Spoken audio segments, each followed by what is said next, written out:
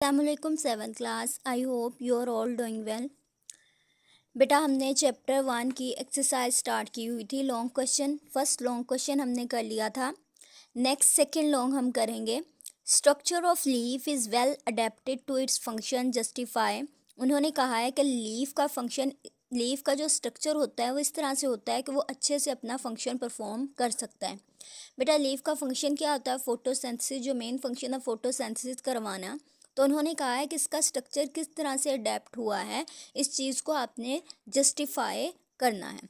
बेटा second long question है, इसका जो आंसर है वो पेज नंबर 9 पर आंसर है। Leave food factories of plant, ये यहाँ से इसका स्टार्ट होगा आंसर।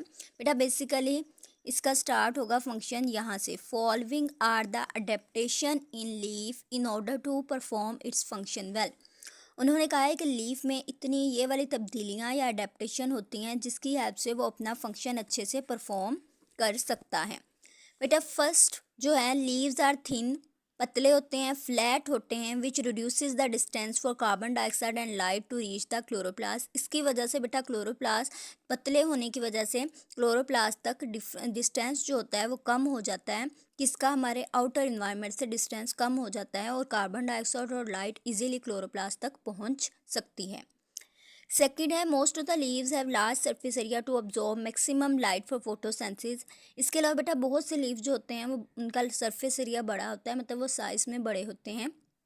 साइज़ में बड़े होंगे तो इसका मतलब ये हुआ कि उनमें क्लोरोप्लास्ट की अमाउंट भी ज़्यादा होगी और वो ज़्यादा से ज़्यादा सनलाइट को ट्रैप करेंगे। सनलाइट को ट्रैप ज़्यादा से ज़्यादा करेंगे तो फोटोसिंथेसिस भी ज़्यादा करवाएंगे।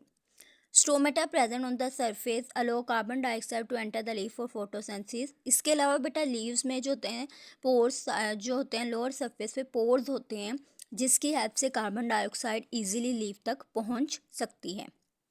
Chloroplast present in mesophyll cell of the leaf have chlorophyll which absorb light for photosynthesis। इसके अलावा बेटा क्लोरोप्लास्ट के पास ग्रीन पिगमेंट होता है क्लोरोफिल, जिसकी हेल्प से वो सनलाइट को ट्रैप कर लेते हैं और अपने फंक्शन को अच्छे से परफॉर्म कर सकते हैं।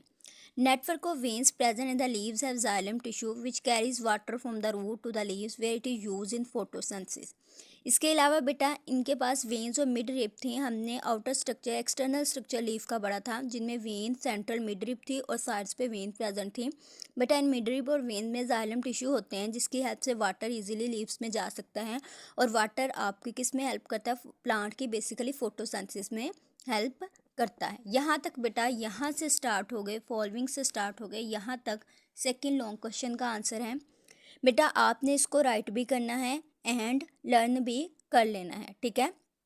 Dates all about our today lecture. बेटा आज के लिए इतना ही है। आपने ये सेकंड लॉन्ग क्वेश्चन अपनी बुक्स नोटबुक्स पे राइट भी करना है और इसके अलावा इसको लर्न भी अच्छे से करना है। अगर किसी चीज़ में कन्फ्यूजन है तो बेटा आपने मैसेज करके पूछ लेना है।